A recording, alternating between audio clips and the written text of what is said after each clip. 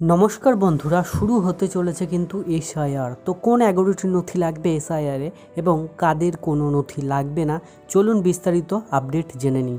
তো বন্ধুরা চলুন বিস্তারিত আপডেটটি জেনে নেওয়ার আগে আপনারা যারা আমার ইউটিউব চ্যানেলে নতুন, দয়া করে চ্যানেলটি সাবস্ক্রাইব করে পাশে থাকা বেল আইকনটি প্রেস করে দেন।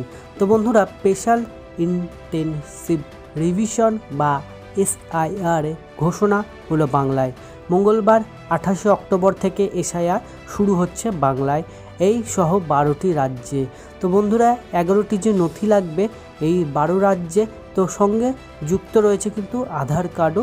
তবে বারবারই গণেশ কুমার মনে করিয়ে দিয়েছেন আধার কার্ড অপশনাল। তিনি স্পষ্ট বলেছেন আধার নাগরিকত্বের কোনো প্রমাণ নয়। বন্ধুরা চলুন প্রথমেই দেখে নেওয়া যাক যে 11টি নথি কি লাগবে।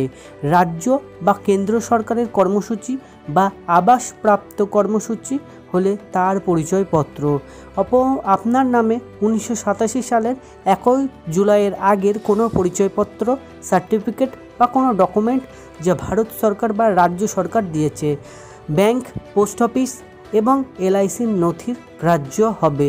জন্মের শংসাপত্র, ভারতের পাসপোর্ট, স্বীকৃত বোর্ড বা স্বীকৃত বিশ্ববিদ্যালয়ের দেওয়া শংসাপত্র।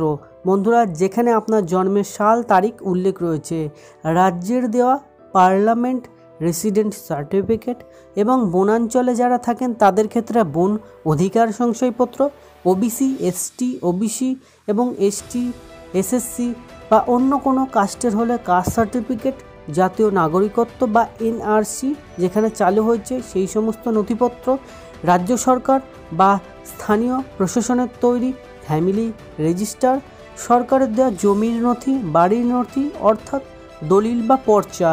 বন্ধুরা, এই 11টি নথির মধ্যে যে কোনো একটি নথি আপনাকে অবশ্যই কিন্তু দেখাতে হবে। আধার কার্ড কিন্তু অপশনাল বলেই দিয়েছেন। তো কাদের উপযুক্ত নথিগুলি দেখাতে হবে না, 2002 বা 2003 সালের এসআইআরে তালিকায় যাদের নাম রয়েছে তাদের আলাদা করে নথি দেখাতে হবে না। এমনকি 2002-2003 সালের তালিকায় যাদের বাবা মায়ের নাম রয়েছে তাদের অতিরিক্ত নথি দেখাতে হবে না। সাধারণ প্রক্রিয়ার মধ্যে দিয়েই তারা যেতে পারবেন। তো বন্ধুরা, আপনাদের সাথে শেয়ার করলাম যে 11টি নথি চাইবে এসআইআরে, সেই সমস্ত নথিগুলো আপনারা রেডি রাখুন। খুব শীঘ্রই কিন্তু তারা আসতে চলেছে আপনাদের এলাকায়। তো ভিডিওটি ভালো লাগলে লাইক, শেয়ার, সাবস্ক্রাইব করবেন। দেখা হচ্ছে নতুন আপডেট নিয়ে। ধন্যবাদ।